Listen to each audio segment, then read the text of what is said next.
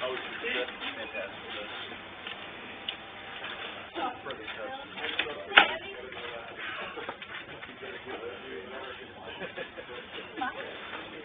Like I'm heard anything?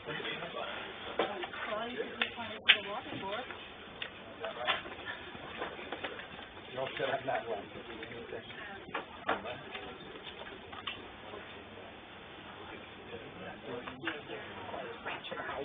Yeah, it's actually got a charger.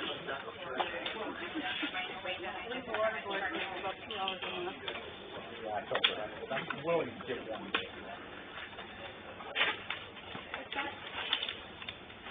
Why? Different thing about the water board.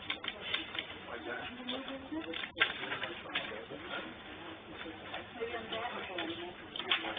Someone's no place to play.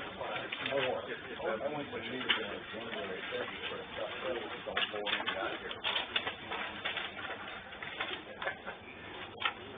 Oh, there it is. What do you do here? Water board. I have to educate myself about the marriage. Somebody's paying for science. I'm here for the last one. Oh my God. Maybe you got it. School district. What school district you in? Before voting on it, all my neighbors all the time. You're in Oh, you Bend. didn't Why? that time. Oh. Why is there two blocks? Really going. See what? In high school, we did it on the river. Yeah, just where the swans were. Somebody was showing the swans last fall. That was running. And then, just about 2 weeks ago, another one popped up real close to it. And this morning, the other one's gone. So there's only one. I wonder what they're they close the houses, the road for these animals.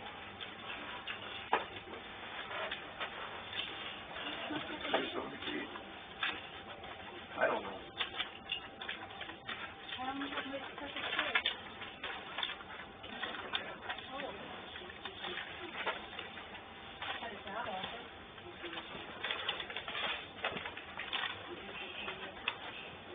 So you're going to be on the water board?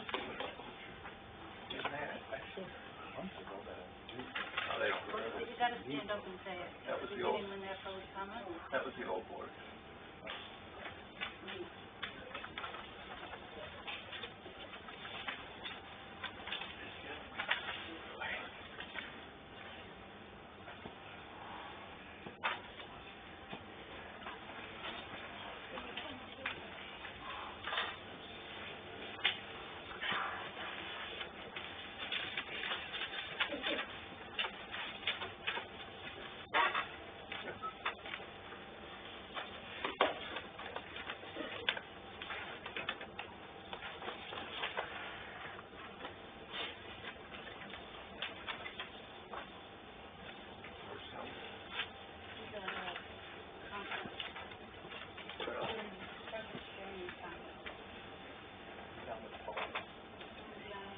Only one minute. I don't know. I like here.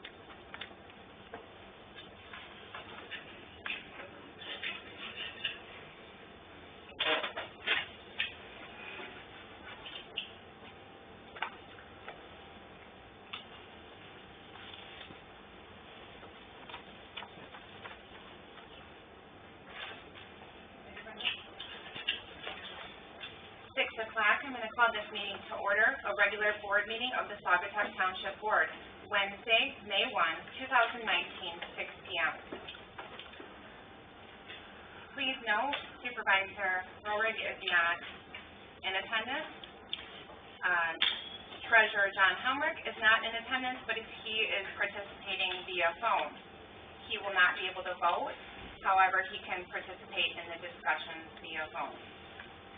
In the absence of the supervisor, we need to appoint a trustee to chair the meeting. I move to appoint Brenda Marcy to chair this evening's meeting. I'll second that.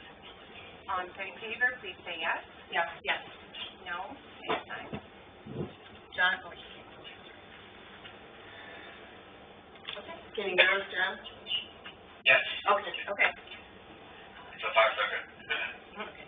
You can all hear John? Fine? Yes. Okay.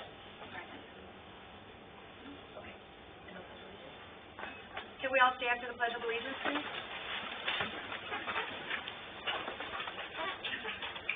I pledge allegiance to the flag of the United States of America and to the republic for which it stands, one nation, under God, indivisible, with liberty and justice for all. Okay. Public comment. Can you all hear me okay? Do I need it closer? I'm good, Greg? Okay. Front row? Good evening, I'm Commissioner Cappy. I just want to give you a brief update of some things that we're working on.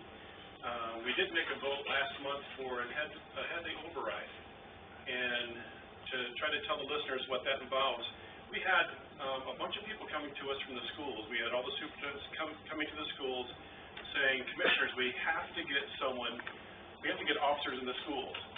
And then if you've heard me speak before, you have the same cry from the Sheriff's Department saying, I used to be at the Sheriff's Department for 30 years. They have 9 less detectives. They have 1 person working on CSC cases who can't handle it. And as far as if you look at the numbers of who's where, there's been an outcry for that. So the township supervisors, the school superintendents have all said a possibility for this is a Headley override.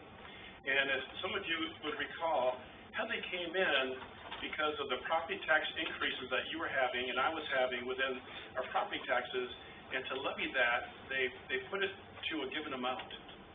Well, what's happened to townships, and I believe you would say the same thing if you look at it, what's happened to counties is our general fund has simply gone on a slow decrease. And with inflation from gas to wages to insurance, we simply aren't keeping up. So what some of the counties have done, Ottawa County just did it this past year, and Fenville just did it. They did a Headley override to bring that taxable rate down to what it was before the Headley override, before it came in place, to help us catch up to what it is. And we are going to put that in place. We're going to ask for the voters to decide on that in August or November of 2020. And there's a board that's set up by 1 township supervisor, a probate judge, the treasurer, our county administrator, and there's one other official on it. I can't recall what it is. And they'll make a decision on what's all within that percentage amount. But there'll be a lot more information coming on that, just so you have a brief idea of what that is. Some of you have also heard about that there's been issues with that Seagull in the water system, the PFAS. And some of you knew that many of the wells have been checked down there.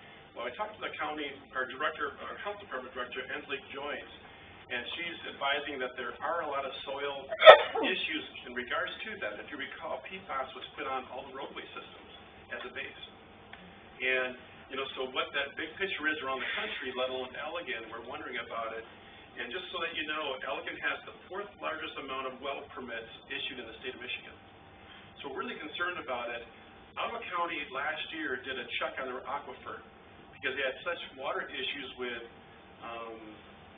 in Ottawa that they spent about $500,000 to check on really what is the condition of the aquifer, finding that it's about 7 to 8 feet down. So we're looking at even that possibility, checking into PFAS, how dangerous is it to us, to your wells, to my wells. And then the bigger picture is, so the county spend the money for actually checking the aquifer to see how big it is, where it is, what's the condition of it. That's really never been done. Also just to tell you that the Community Health Department just received a $2 million award grant for homelessness. They're going to put on 5 more people just to look at that, what the condition is in Allegan. Just to tell you that I'm on Community Action, I'm vice chair of that board. We deal with homelessness all the time, and we're building houses. We have this dual project, if you're aware of that, where we have students learning how to build houses, but they're actually building houses for homeless people. It's a really great program, and we have a couple different places that we're putting that on in Allegan. And then just to tell you that we are having issues with our courthouse, just with different things that are happening within it.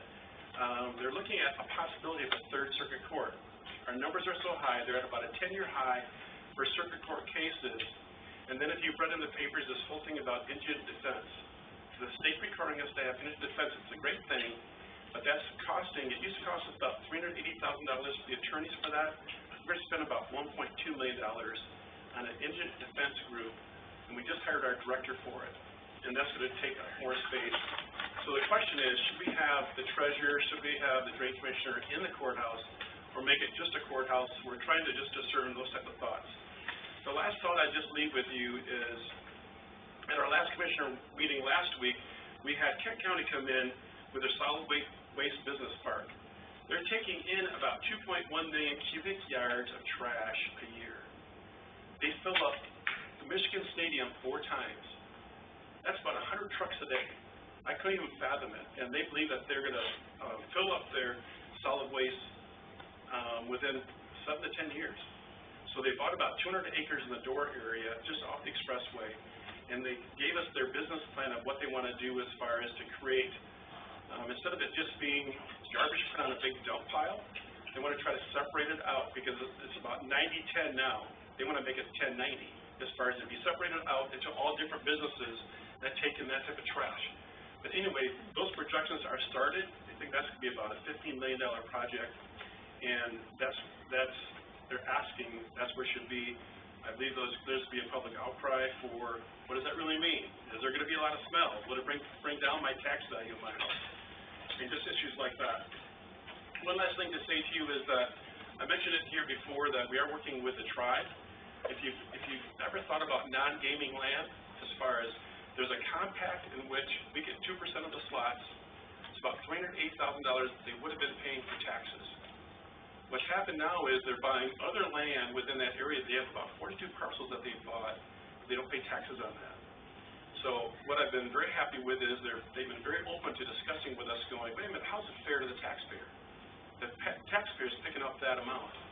And the amount that they're paying for, not currently, I believe, is still leveling out to where it's still fair. But they're willing to look at what percentage is this. If I keep on buying more land, there's something that has to be made up within that so that it's fair to the taxpayer, so that they don't have to pick up what you're doing and what you're buying. So we're just looking in that issue, and it's been a very good negotiation in regards to where we're at with it. But thanks for giving me time to speak. Thank you. Thank you. Have a good meeting.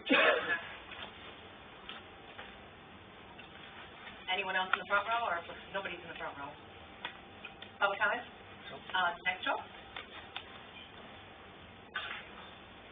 Jim Searing, 6787 Old Garden Road, I'm with the Planning Commission. I just wanted to tell you that I will get you a draft budget within the next month or next week or two for the parks, so that you have that available for your budget planning, and I'll certainly answer any questions you may have in regard to the budget. Thank you. Thank you. Jim. Anyone else in that row? Good. Bill, next row? Oh, that's fine. Hi, Bill Rowe, 6934 Bendemeer Drive. I notice on your agenda, under new business, you're going to be discussing the emergency access to Lakeshore Drive. Yes. And I apologize, I can't stay due to a previous commitment, but I just wanted to suggest that the board consider establishing a committee for that, to start moving forward with that. In my almost 12 years on Planning Commission and Zoning Board, we've discussed it a number of times. We need to get it off center. We need to get it moving forward. I think it's critical. You know, we've had several events already this year where the roads have been blocked by downed trees. In addition to, again, being on ZBA and planning, I also live in the stretch of Lakeshore Drive between M89 and the washout. So I have a vested interest in like to volunteer for that committee, so if I can be of any help, I suggest, you know, that the board, establish that committee as soon as possible, you know, look at the potential stakeholders and, you know, community people that could be helpful to that, and, I'd be happy to help with it. Thank you. Great, thank you. The same role Bill was in? Anybody there? Next row? Okay, next row? Check there? No? I think it's is it the last row? Albie?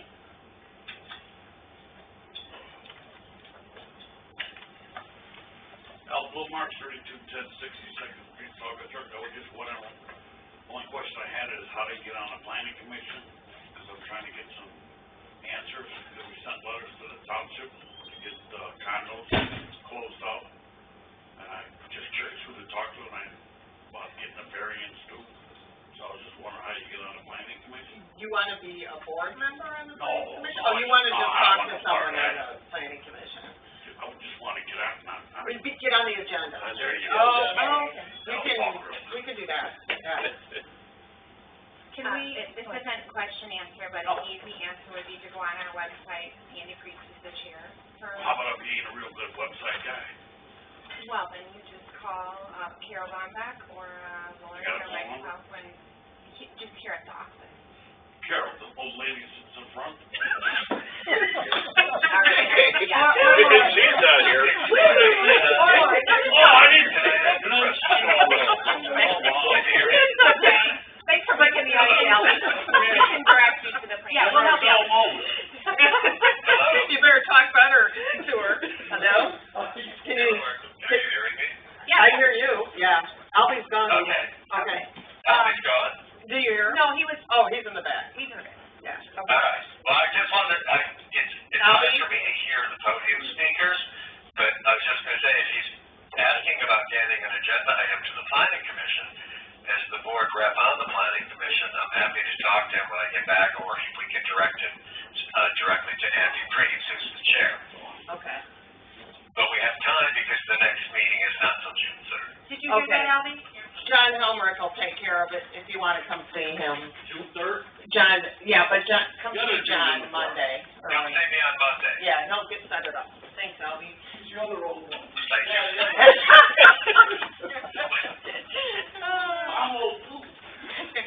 Were there any other public comments? Anybody in the far back? Okay. Alrighty. Can we move to the approval of the agenda? Or not? Did anybody find any, or do we need, I'm sorry, I'm new at this, any additions, deletions, or removal of items? I'd just like to make a note here, I don't have any additions, deletions, or removal of agenda items, but we did have some materials come in, some proposals and such after the packet was posted. I did add those to the packet, they will be on file, and they will be referenced later on in the agenda items. One is the letter from Dana Bird from Frank Newhoff. We have a proposal from Walsh, Frank Walsh. We have a proposal from Williamson Works, and we have a proposal from Alliance Planning. So there were 4 documents added to the packet, but that does not affect our agenda. With that said, I'd like to move to approve the agenda as presented. I second that. All in favor? I'm sorry, any more discussion? All in favor? Aye. Yes. Yep. Yes? All right, and now we have a guest speaker, Tim Travis from the Saugatuck Public Schools. Thank you very much. You're welcome. Tim, I think I don't know if the mic's on up there, I but. turned it on. Did you? You Okay. have to hold it. I think You you have gotta to get cover close it. to it. Yeah. Yeah. John. Yes, please, as always, speak right into the mic very closely, because it was very, I had trouble hearing everything Albie and Bill were saying. Okay. Thank you. Thank you.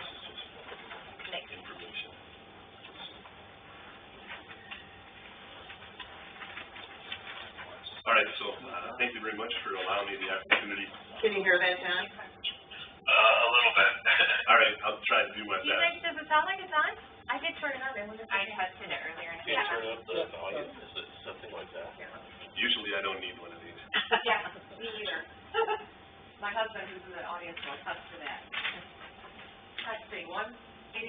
I wonder if the batteries ran out. I tested it earlier. I'm sorry, it worked really well. I'll just Project. be loud and do Project. what he can do, so.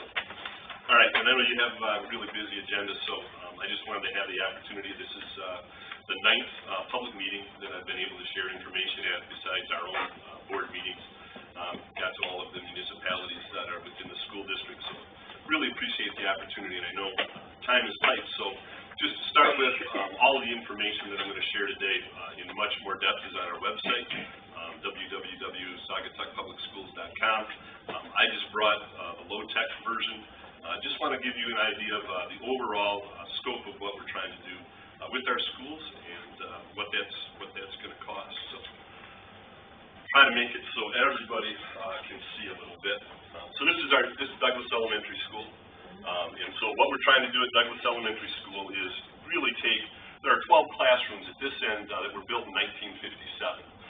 There were significant upgrades to this part of the building.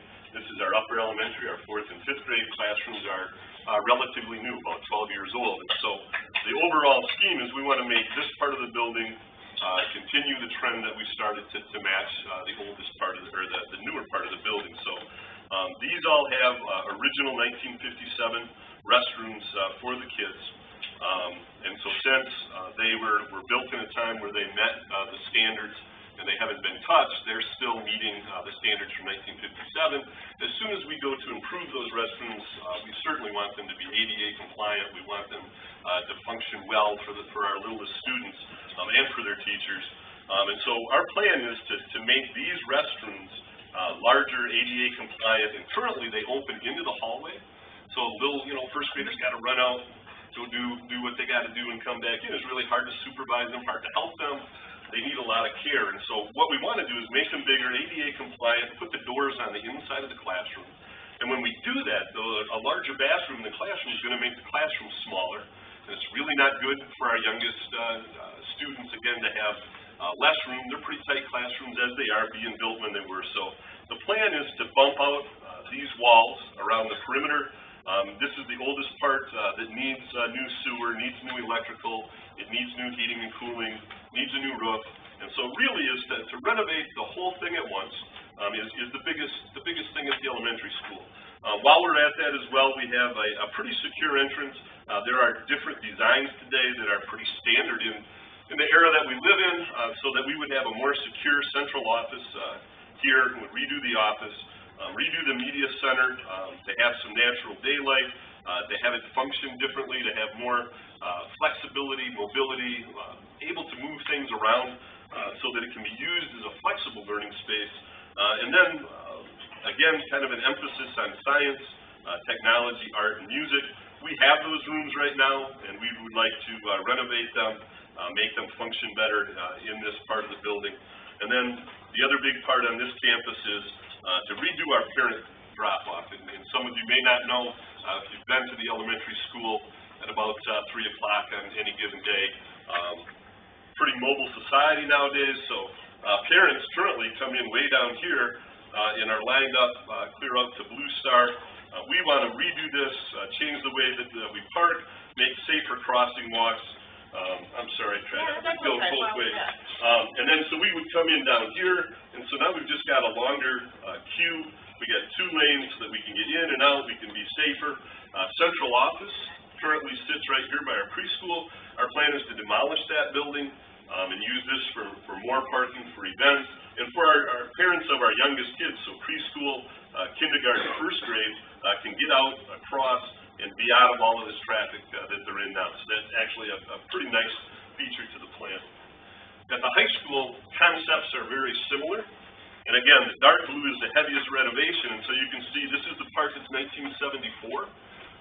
This part is the original high school. This part of the building was built about 2000. That's our middle school, so that's the 6th, 7th, and 8th grade. Very light retouching. It's going to need some paint and carpet, but it's in great shape. It's about 20 years old. So really, what this plan is mostly about, if we look at the way that the district has, the community has really invested in the schools, is starting about 2000, 1998, 99, you have the middle school was added to this older part. gymnasium was built, it has an auditorium.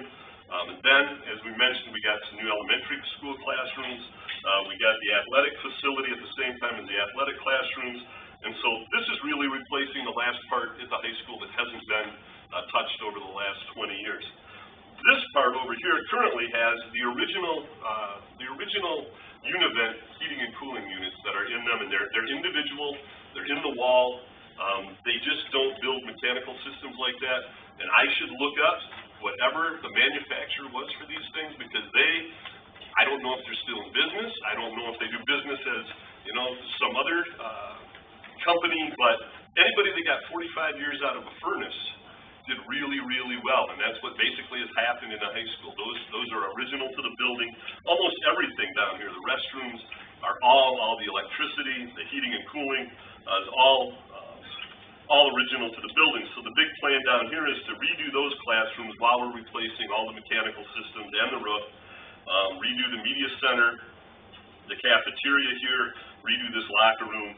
And so this is all, again, renovation that's pretty similar to the elementary school. And then there are two newer parts that really are new construction. This is a safe, secure entrance. This is where we would combine central office administration with the high school administration so that we just keep one space so that we can work together more efficiently. And we did some cost estimates. That would save about $10,000 a year in utilities by not having central office run independently on its own for a few offices. And then, if you're familiar with our band program at all, we have been fortunate to hire a great band director, really turn the program around. We have about 90 kids in the high school band, 70-some kids in the middle school band. We have jazz band in the morning. They just do a great job. And again, the current band room would kind of sit right here, and it would be about half the size that it probably needs to be or would be if it was built today. And so we have plans to put that band room over in the corner here. So that's kind of, and I forgot to mention, we did add an art room at the same time we did those elementary classrooms. So to the broad scope, mostly what we would like to do is to take the oldest part of our buildings, match what was started 20 years ago, and have things be mechanically sound, have better, more modern architectural, educational design, be more efficient, and provide a better learning environment for our students. So that's kind of where we're at there. A little bit about finances. And you have the packet. It's going to be tough to show everyone else, but there are really about three things I want to talk about with school finance. One of them is just for pure information, because I think everyone should be informed about school finance, because it does come from all of our tax dollars. That is primary expense in the state of Michigan is for education. And you're going to hear a lot about roads and education and how those are linked. I had opportunity today to be with the governor, so that was pretty enlightening. Going to hear a lot of things about how they're going to work together, hopefully, plan to fix our roads, but a lot of it is going to have to do with fixing our schools as well, because currently, for about the last 10 years or so, money from the school aid fund has been moved to the general fund to fix things like roads, and that hasn't gone to schools. And so here's the impact for Saugatuck Public Schools, and I apologize, I know you can't see this, but this is our foundation allowance in 2008-9, which was $8,820 a student. It is above the basic foundation allowance. And then ours is the green line down here, so even if you can't see very well, you can see that actually, compared to 10 years ago, we have less money per pupil in Saugatuck to be able to fund our schools. So we collect the money, tax monies go to Lansing, and they decide how much we get back per pupil. We actually have less real dollars than we have had 10 years ago to be able to operate our schools. The top line would be if we kept up with inflation, would be where the funding would be. So you can see that the expenses, and you realize this in your businesses, you realize this in your own homes, expenses have gone up faster than our incomes, but it's the same for the schools. And I'm not sure everyone in this community understands that, because we are still an out-of-formula district, but those revenues have gone down, have not come back up for 10 years. So the reason I bring that up is any efficiencies we can have in running the operations of the school, like saving $10,000 a year by closing a building, looking at things like solar energy. I had actually some kids started a study for a senior project. What if we put solar panels on our 2 gymnasiums? And so they got a hold of a company in Illinois that's doing this. I worked with them, the company, the kids. Was fantastic learning. And the estimate was on our high school campus, we could sell back about $25,000 a year to the utility company if we get solar panels on the roof. So included in this plan is not getting the solar panels, because there's other ways we can do that, but the infrastructure to be able to economically do that in the future, make sure that we can take advantage of that when the opportunity arises, is going to be built into this plan. So now you're at $35,000 a year. We have an elementary building if we could do it. So really looking at how can efficiency in operation translate into dollars in the classroom is sort of a nice side benefit to all of this. How much does this cost the taxpayer? So I have a little bit of a tax story. The simple answer is estimated 1.36 mils over the current debt tax rate from July. And if you have a $300,000 market value home, that ends up being $204 a year. And I think that's a pretty good estimate for a lot of people in the community, give you a rough idea. I've seen some literature from others that said it's going to cost you $1,400, $1,500. That's true if you own about a $2 million house or business, and some people do, and some people would have to pay those taxes. Doesn't matter if it's second home, first home, that millage is all the same.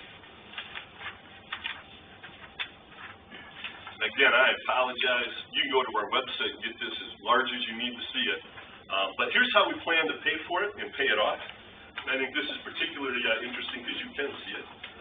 So for quite a few years, our debt to pay off that middle school, the improvements to the elementary school, the stadium, the art room, was about 3.59 mils. We paid off some of that debt, refinanced some things at a lower interest rate, and we were at the point where we were going to unfairly collect too many taxes for what we needed to pay off the mortgage, basically. So this last July, we rolled back our debt millage to 2.8 mils, which still makes the payment. So there was a pretty substantial rollback of debt millage taxes for the school from 3.59 to 2.8 this past July. And so then what we're asking is 1.36 down from 2.8, which bumps up. We also borrowed the money differently in 3 series. We refinanced it. We actually found a way to save several $1 million in interest over the last time we proposed this. We had a new financial management company to help us do a better job. And so basically what happens after about the first 13 years, we're still at 4.16 mils, but then it drops very quickly and is actually below, it's at about 3 mils for those last about 13 years that we're paying this off. So it's a 27-year bond, but it actually gives some pretty decent tax relief about halfway through, just so people know what the impact's going to be and how long that impact is going to be. And here's the last little point that I'd like to make, because it's a different way of looking at it. It's kind of hard to understand, I think, for a lot of people. But last May we asked for $50.7 million to have a second story. It's very clear that people thought that was over the top. We based that on some designs of some high schools in the area, heard people, scaled it back 20%, came up with a different design. If you were to take your tax bill from May of last year when we asked, and should this pass next Tuesday, the net increase for 1 calendar year before the millage dropped would be 0.57 mils. So what's really happening is from 1 year ago today, this is a 0.57 mil increase, and that would cost someone on that same $300,000 home $85.50 a year. And so thank you for giving me a chance to kind of explain the whole tax situation, where it was, how it got rolled back, where we're asking it to be, and kind of from May to May, how that actually affects your taxes just for bond debt. And that doesn't do a lot of other things like libraries and enhancement millage. And there are things that certainly have happened, but that is the best I can, the story on our proposal and impact to the taxpayers. Thank you. And again, all kinds of great stuff, a lot of reading. These meetings, the last one took 2 hours, and it's all recorded. I know most of you aren't gonna go watch 2 hours worth of this, but it's there if you would like to, or if someone else would like to that didn't get there. We wanted people to have an opportunity, and people asked great questions. I've gotten a lot of questions lately, and I really appreciate people being engaged. If you have a question before next Tuesday, go ahead and call. I think it's good. Laws have changed. A lot of you can go vote Saturday, because absentee ballots are available on Saturday, and you just have to ask for one, fill it out, and turn it in. So if you're busy on Monday, I think we have a little flexibility in voting now, so. Thank you. All right, thank you very much for the opportunity, and good luck with the rest of the evening. I gotta run to another meeting, so thank you. Thank you. Hey, before you go, Jim, thank you, and I want you to know I heard every word very clearly. That's good, Okay. great, and to see all the, they've got copies of all the printed material for you. You didn't hear that. Thank you. Because we have I can do copies. that as well.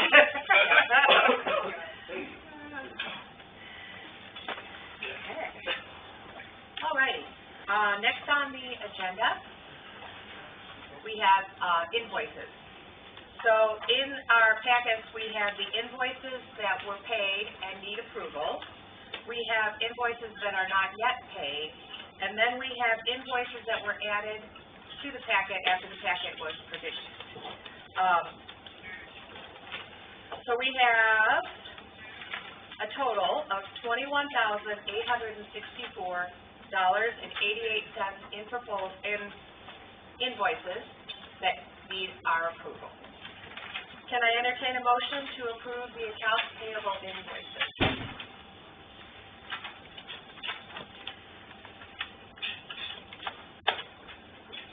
I move to approve the bills as of May 1, 2019, in the total of $21,864.88. I'll second that. Any other discussion? If not, please say yes. Let's vote if you approve. Yes. Yes. Yes. The motion carries. The next item on the agenda is the treasurer's report, and John, I believe that's you? That is me. Can you hear me okay? Yep. Yep. Okay, great. First thing I just wanted to do, because I do this every month, just to report on the combined balance in our 2 bank accounts. This is as of the day I left. For Mount Pleasant was at $1.2 million. The statements from the bank will come out, probably came out today electronically, so I'll be able to get access to those on Friday. There were no disbursement payments made in April because we're past the winter tax collection and disbursement season. I did want to note, relative to budget versus actual and how our spending is going, the good news here is this was run as of yesterday, so it's through April, 10 months. And we're basically riding at about 70% overall spending to what's budgeted for the year. So there's 2 months left. If we were at full speed, we'd be at closer to 83%. So that's good news. The general fund itself is at 75% through yesterday. So that is, as I said, we've been reporting that every month, especially as we get towards the end of the fiscal year and start preparation of the new budget. And I did want to just mention, the reason I'm not there, I'm attending the Michigan Municipal Treasurers Association Institute. It's only held once a year, so it was this week or never. I'm happy to report there's 140 other treasurers, and there's some clerks here too, from across Michigan. Douglas's clerk is here, and we've got Holland Township, and like I said, it's townships all the way up to people from the city of Detroit. And this is the first time Saugatuck Township has participated, and I think it's really great that I'm doing that on behalf of the treasurer's position and the township. It's very intense, full days of sessions. We're covering everything from internal controls, auditing, separation of duties, reconciliation, ethics, and I've got 1.5 more days to go, and then I'll be back on Friday. So I just wanted to mention that, as I said, I'm doing this on behalf of the township, and that's why I'm not there this week.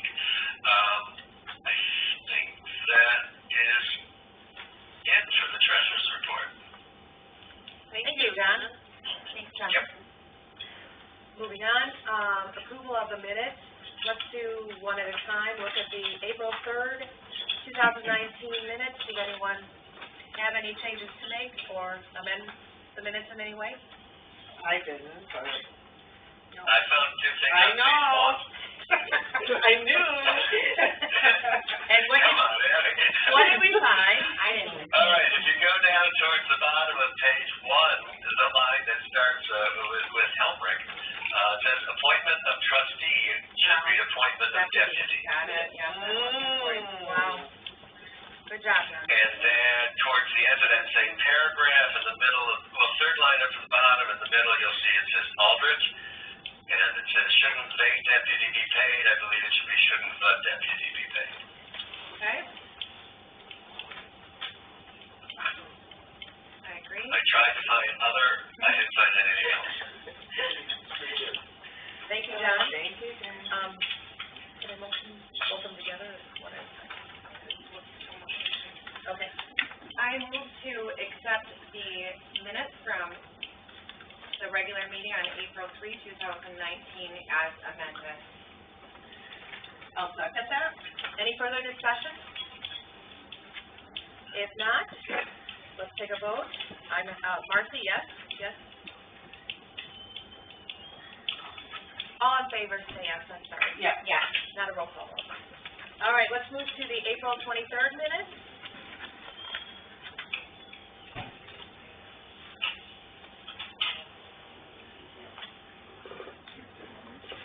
I didn't see anything, but.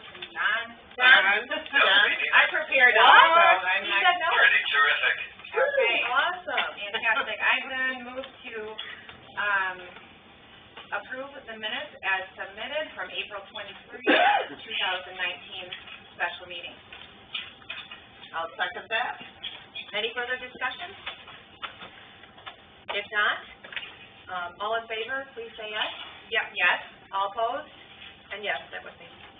Okay, all right, motion approved.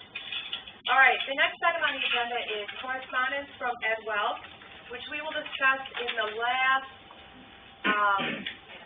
item M, the emergency access to Lake Shore. So we'll discuss that then. No unfinished business. And so let's begin with new business. We have the water main extension.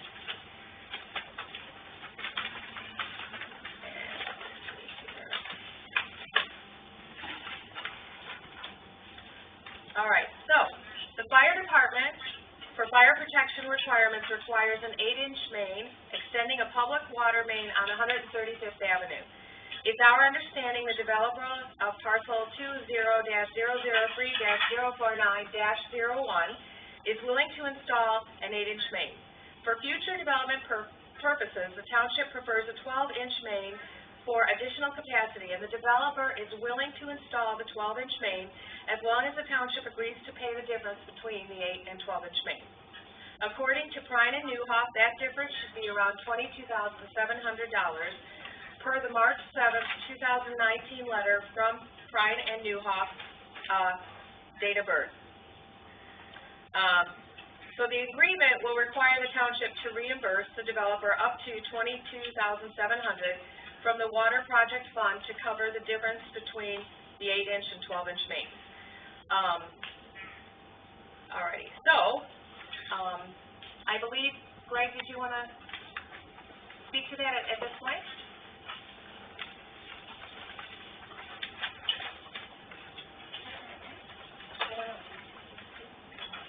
Good evening, thank you for allowing me to be here. Just yell because the mic has lost its battery. Okay.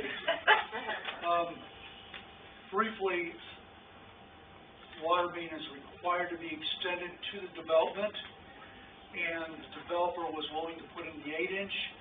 It made a lot of economic sense to increase it to a 12-inch because the future well and water main that would come down there required a 12-inch. The water master plan required a 12-inch in the area, so it made economic sense. It's not the first time the township has upgraded a water main from 8 to 12 at their expense. My recommendation is I strongly encourage you to make the motion to approve this, to move this project forward. We want to move this project forward. And this has been a holdup on the project, one of the things that held it up. Thank you. Any questions for Greg? I understand it, I've been really studying this, and, So you I have, agree. your engineer who recommended it, we're okay with it. When Natalie was here, Mrs. Dean, she supported it. There's a letter on file from Natalie. Right, yeah. So that kind of reinforces everybody's on the same page, which this process required. So we felt that was the best way to do it. Then the developer can get his permits, as long as the developer installs the main prior to construction, so, which is required. Okay. Make sense? Yep, it does, yes. Any questions? No, not really. Do we have, any time frame on this? As far as the project or as far as the motion? Oh, yeah, well, if a motion passes, I'm asking about time frame on the actual installation of the pipe. You know, it probably is gonna take, I heard 4 to 5 weeks to engineer it, to design it, they have Right. plans, they have to submit that to DEQ, get permits in place, so the sooner the better, so we don't hold this up. Sure. So I can't answer your question directly, John.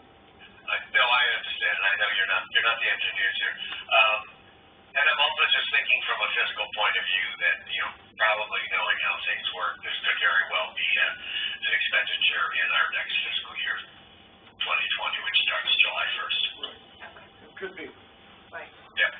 Okay. Not essential, but just making a note. Okay, Yes, thank you. thank you, Thank you. thank you. I know before I was a trustee, it was several months ago, someone thought that this would cost well over $100,000. And so now that we have this bid and agreement between Greg and, the engineers and Bosgraff, and, the letter from Prine and from Natalie, I see no problem with this. They did reconfigure the original plan, correct? That's correct. And that's why the price was dropped so much, and I feel we really, for future development, this would be a wise move to do this. I mean, it'd be negligent not to, in my opinion. It makes a lot of sense on many levels. The flow, the quality, it just is better. You know, you have your engineer right here. If you want to address him directly, go ahead. I know enough about water mains to tell you that there's a lot difference of flow between 12-inch and 8-inch. Right. And, there's some things we learned along this process that were, I think, benefit the taxpayers as a whole. Thank you. I think it's both important and urgent, so is there any further discussion, or can we entertain a motion? I guess I'd like to hear Dana first. Do you have anything to add on this subject? I know you submitted your comprehensive Sure, letter here, but... you had my letter with the recommendation, Dana Bird, Township Engineer. Yeah, I mean, my letter kind of speaks for itself on the issue. The Township Master Plan calls for a future well site in that area that's been tested and it's very promising, and so if a pipe's gonna go in the ground, it makes sense to put it in the correct size so that you don't have to come back and do it later, because that would be a lot more expensive. Yeah. Thank you. Go ahead. Point something out. Just so you know, it goes from a 12-inch on Blue Star to an 8-inch to a 12-inch. Right. You will, at one point, as Dana's letter alludes to, you will have to go back and replace that 8-inch underneath there to eliminate the restriction at the appropriate time, and that cost would be on the township. Okay. Yes.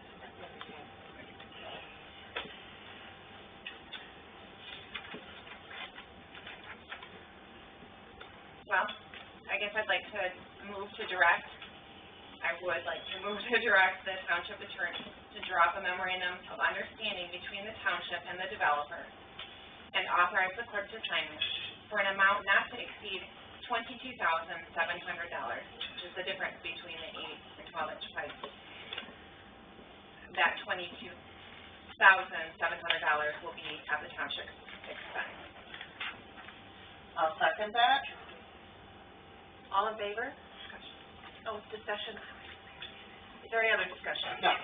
Not for me. Okay. All in favor? Please say yes. Yes? Yes? Yes. All opposed? All right, motion carries.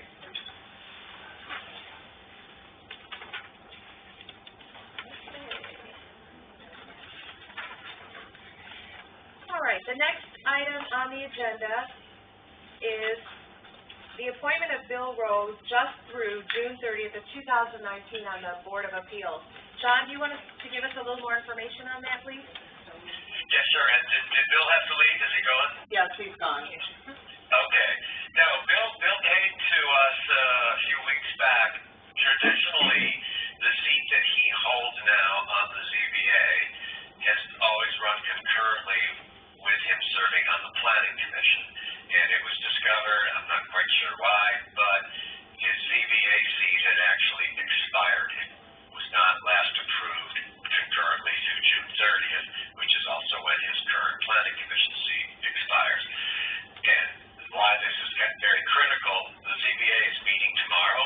Just to remind people, the ZBA does not meet on a monthly basis like the Planning Commission. They meet when there's something being appealed that needs to be addressed. And tomorrow's ZBA meeting is quite a critical one. They've got a very full agenda, so it's really important to have all of the members of the ZBA who have been receiving this information and hearing the details on these specific appeals, that we have them all there.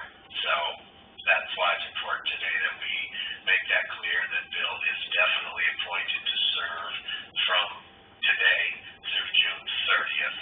And as I said, they're meeting tomorrow afternoon in the at the Township Hall. I think it's at 4 o'clock, and I'm happy to report that Nick Curcio, one of our two outside counsels, will be there and has reviewed all the items. So everything's in good shape. They also need to appoint who's chair. So it's an important meeting, and it's important that we keep consistency and reappoint Bill to that seat. I agree. I'd like to note that, I do have an email from Supervisor Chris Rower that he has decided to appoint Bill Rowe. He says the Planning Commission, but the Planning Commission wasn't the error, to the Planning Commission and Zoning Board of Appeals. And as far as I know, we do need that appointment from the supervisor. That's part of his duties. We just vote on approving that appointment. Is that your understanding? Correct. Oh, correct. Okay.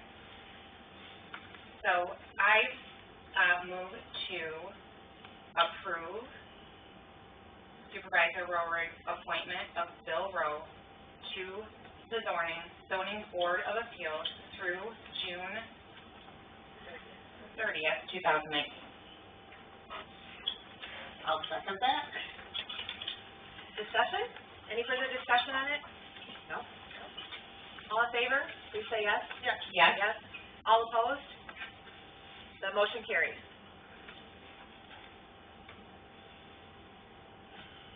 Okay, along the same vein, we have, there will be an open position on the Planning Commission and the ZBA, correct? Because they run concurrently, or not? No. Potentially. So, I did speak with Bill Rowe before the meeting. He did email, John today, and he said he could forward that onto the board. There were potentially seats going to be available on both of those, the ZBA and the PC. Bill I'm Rowe. having trouble hearing you. Oh, sorry. Bill Rowe is reconsidering, being considered for those seats again. So there may not be any vacancies. So either way, he will be prepared to let us know if he wants to be considered before our June meeting, and his term is not up until June 30. John, I know that you've been really involved in this issue. Did I miss anything, or would you like to add anything? I'll just reiterate, as you said, because as I said on the planning commission with Bill at the last meeting, he told me he was not interested in serving again because he's been there 13 years, he's done a great job, he's very, he knows the issues, and he's a very strong member of the planning commission. But then when I left Friday, I've been in contact with him by email, mainly to get the CBA situation cleared up, which we just did. But then this morning, he was away and he returned to town and wrote and said, as you've already said, Abby, that he's actually rethinking, saying that he didn't want to serve again and he needs a few days to mull that over. So it's possible Bill will be interested in being reappointed to both the PC and the CPA effective July 1st. So as you said, I think it's consistent if we move forward with noticing the opening and posting it for others to apply, and then it can be an agenda item in June. Do we do that even if there is not a vacancy, or do we do that anyway? John? Do we wait to hear? That's a good, well, Should we wait to hear? I guess we could wait to hear what he's thinking about. I mean, technically, if we need applicants to apply by June 1st, we would need to post it quite soon. Right. So how much time did he ask for to think about it? He said just a few days. Okay. I think we can wait on that. Okay. Do you agree? Yes. Okay. All right. All right, next item on our agenda is, temporary office hour reduction and safety. Well, I brought this to the table just because a lot of townships have office hours, they're closed sometimes a day or half a day so that they can actually get work done without interruptions. And since it was such a busy time and we were short-staffed, I wondered if possibly we would want to consider maybe having one day or a half day off. I talked to Lori Babinski this morning about it, and I was originally thinking Friday might be the day because Carol's not here Friday, and it's harder for other people to supplement that time. But she feels that Friday's really not the problem. She has more trouble on Wednesdays. So if there was, but any time that she thinks that she would like to be close to the public, it would be Wednesday. So I don't know, I'm just throwing it out there and see what you guys think. We've looked at, Other townships. many other townships to see what their staffing is like, and there are not many who are open to the public 5 days a week. We're not talking about a day off for the staff, we're talking about a day where the staff can really get their work done. And in light of current events, there is a lot of work that needs to happen. We've all been in that office many, many hours trying to keep up with everything that's going on, and so I do agree that it's a good idea if we could close one day to the public. We're not going to not have any staffing during that time, but it would be a really good way for the moment to catch up. And also, we're talking about a temporary 8 weeks to see where we're at the end of the 8-week time. It couldn't happen before the election, though. No, it can't happen. We have to be open for that. Right. So, just to Right. be clear. Yeah. Yeah, because the hours of Monday through Friday, 8 to 4, were published as hours that people could come in and register or vote, cast their AD ballots. So that's why it would have to be after the 7th. Just a question for discussion. Would you envision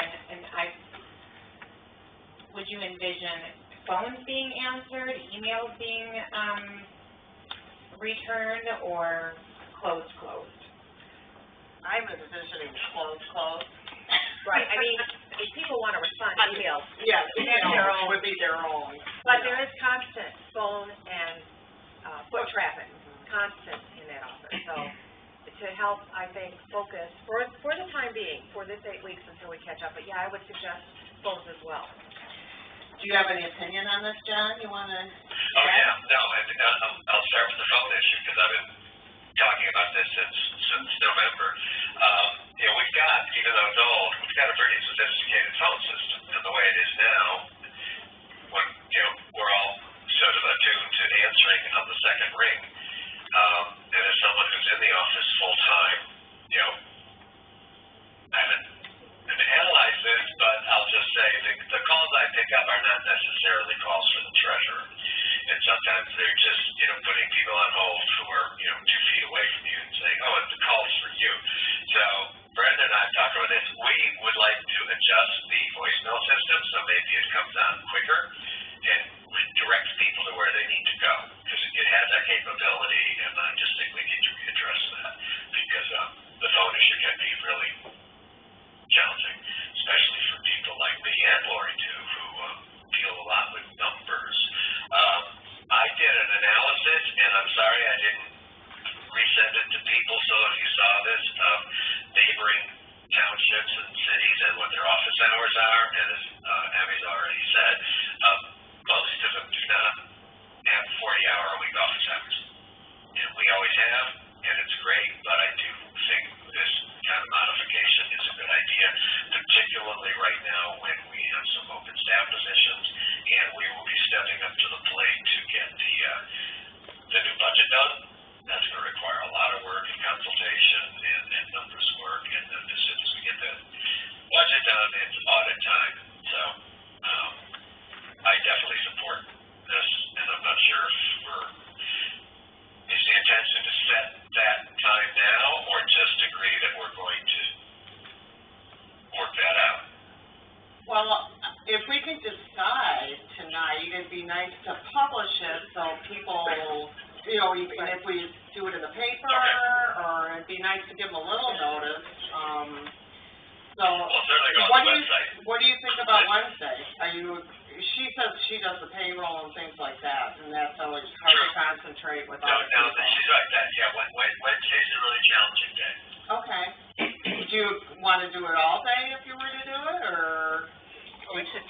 All day? Okay, yeah. Any further? Do you agree with that, John? It should be all day.